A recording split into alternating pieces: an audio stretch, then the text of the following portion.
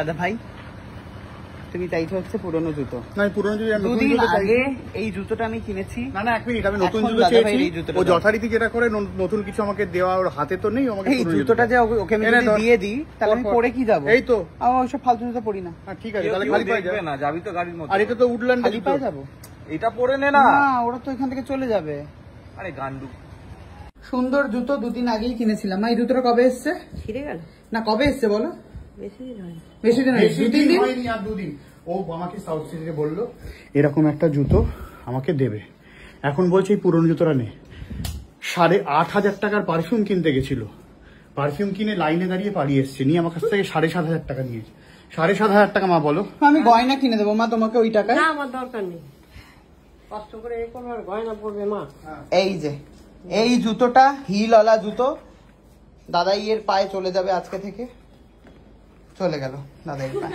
নাও দাদা ভাই বেঁচে থাকো, নাও পড়ো পড়ো সব পুরনো। পড়ো পড়ো। পুরনো মানে দুদিন আগের। পড়ো পড়ো পড়ো। দুদিন আগে পড়ো দেখি, পড়ো পড়ো। হাইটা দেখো বেড়ে গেল, টুকুস করে বেড়ে গেল।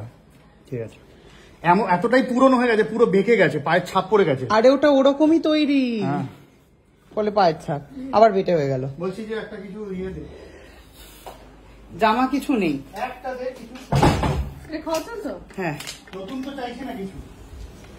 বন্ধুরা আমি এখন রাস্তায় বেরিয়ে পড়েছি। মনে আমার ভীষণ ভয়, তার কারণ দাদাভাই বাড়িতে রয়েছে আর আমি আলমারিটা লক করতে ভুলে গেছি। আমি জানি না আমার ঘরে কি তছনছ হচ্ছে, আমি সত্যি জানি না। প্রচন্ড ভয়ে আমি ভীত হয়ে এখন গাড়িতে বসে আছি।